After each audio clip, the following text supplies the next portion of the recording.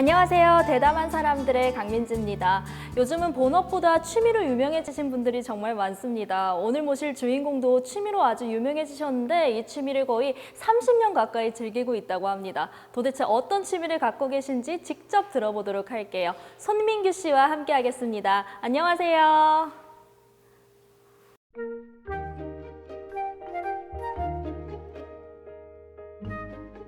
유명하다고 하셨는데 좀 정말 민망한 게 제가 그 등산에 관한 책을 썼거든요. 아, 등산에 관한 책을 쓰셨어요? 네네. 그럼 그 취미가 등산인가요? 그렇죠. 네. 그럼 지금까지 가본 산이 몇 군데 정도 돼요? 한 120군데 정도 갔고요. 총 횟수로는 한 200회 정도를 갔습니다. 와, 그럼 엄청 많이 가신 건데. 네. 근데 직장인 아니세요?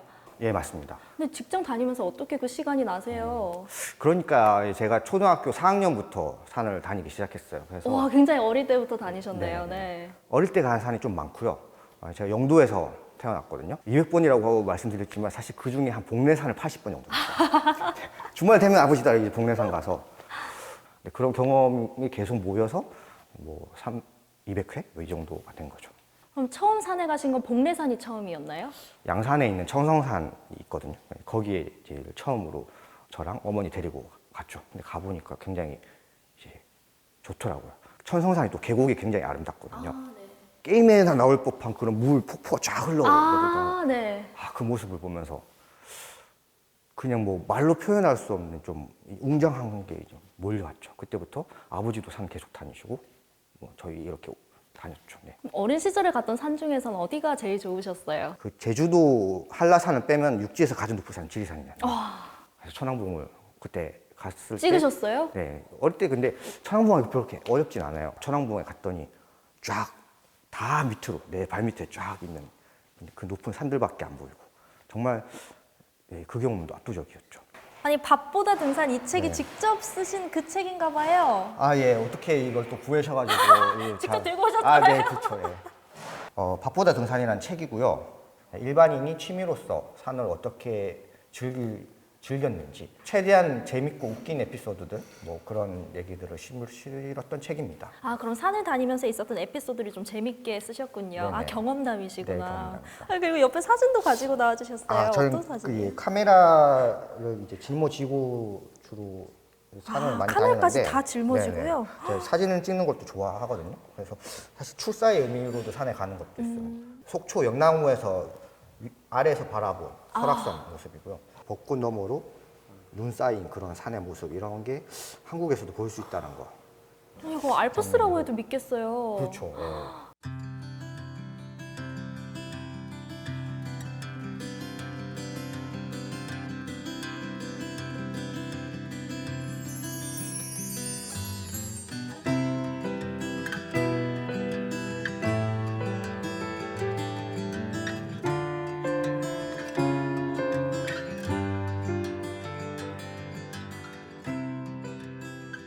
삼십 년 동안 산을 타셨으니까 예전이랑 지금이랑 등산 문화도 많이 달라졌을 것 같은데요? 그 산악회 버스들을 쫙 타고 전 그게 있는지 몰랐어요.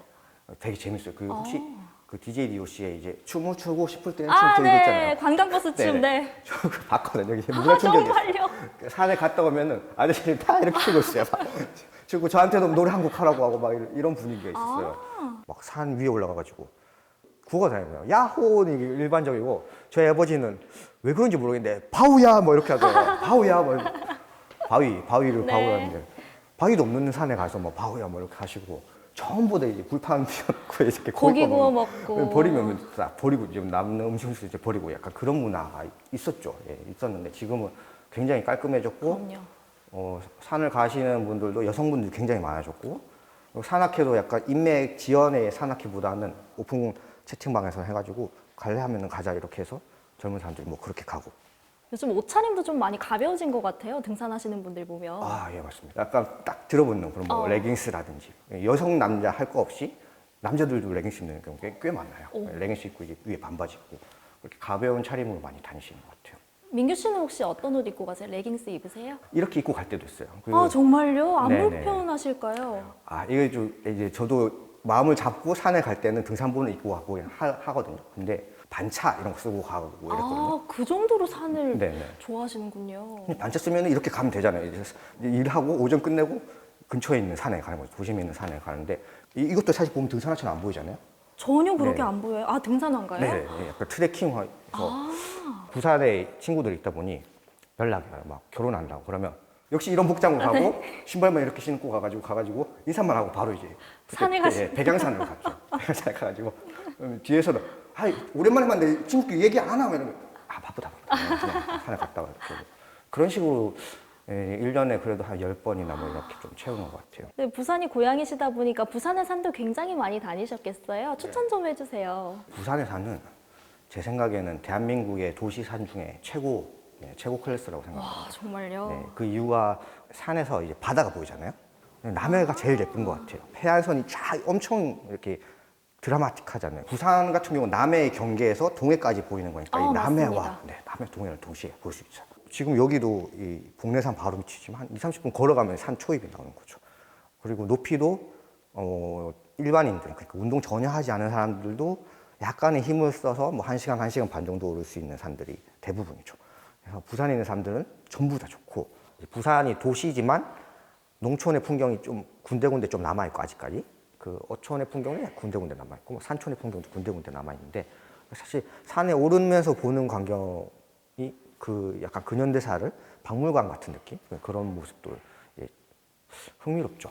민규 씨는 부산의 산 중에서 어디가 제일 좋으세요? 저는 복례산이 제일 저는 많이 올랐고 그리고 이게 나이가 들수록 좀 더 많이 보이는 것 같아요. 복례산에 보면은 그 공동묘지도 있고 뭐 산 밑에 여러 가지 이제 마을이 쌓여있는 역사 같은 거 있는데 어릴 때는 그런 거 잘 모르니까 그냥 공동묘지 지나갈 때 무서워서 그냥 도망치고 이랬는데 이제 저도 책을 다루다 보니까 부산에 관련 책을 많이 읽었어요. 그러니까 영도의 역사에 대해서 점점 더 조금 더 잘 알게 되더라고요. 그러면 복례산에 있는 그 무덤의 흔적들 보면은 제주도에서 볼 수 있는 이제 오름에서 볼 수 있는 그 돌담을 배경으로 친 그 무덤의 흔적이 있는 거죠.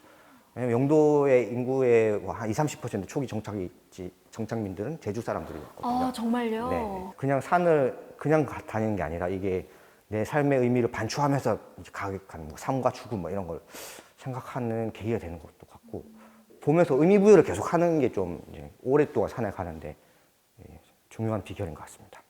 전국적으로도 산을 많이 다니실 거잖아요. 이때까지 가봤던 산 중에 가장 난이도가 높았던 산은 어디예요? 강원도의 이 백두대간이 지나가는 길목들에서 설악산 1700m고 뭐 두타산이 청국산 1400m거든요. 그 산들이 힘들죠. 왜냐하면 바다에 바로 붙어서 이제 1700m 솟아있으니까 정석대로 가자면 1400, 1500m를 쫙 올려야 되는 거죠. 한국의 제일 긴 코스가 뭐 지리산 종주가 있으니까 몇 시간 걸리나요? 그때는 제가 젊었으니까 첫날 12시간 걸었고 둘째 날 한 7시간 정도 걸었던 것 아, 같아요. 하루만 해결되는 게 아니군요. 네. 대피소에서 자야 되는 거죠. 대피소에서 잘 수가 있고 그리고 대피소에서 이제 풀어놓을 수가 있는 거기서 고기 구워 먹을 수 있어요. 오, 합법적으로 취사가 가능하거든요. 그리고 얼마 전, 한 3, 4년 전부터 음주가 금지되긴 했는데 술도 마실 수가 있거든요. 그때 술 배낭에 짊어진 게 초코파이 한 박스랑 뭐 소주 한 병이랑 그렇게 해서 들고 갔죠. 그만큼 저는 먹는 거 별로 신경 안 쓰거든요. 아니 그 와중에 소주는 챙기셨네요. 소주는 꼭 필요해요. 왜 필요하냐면 워낙 많이 걸으니까 몸이 피곤할 땐 잠이 안 오잖아요. 그러면 한 잔 하면 이제 잠이 오거든요.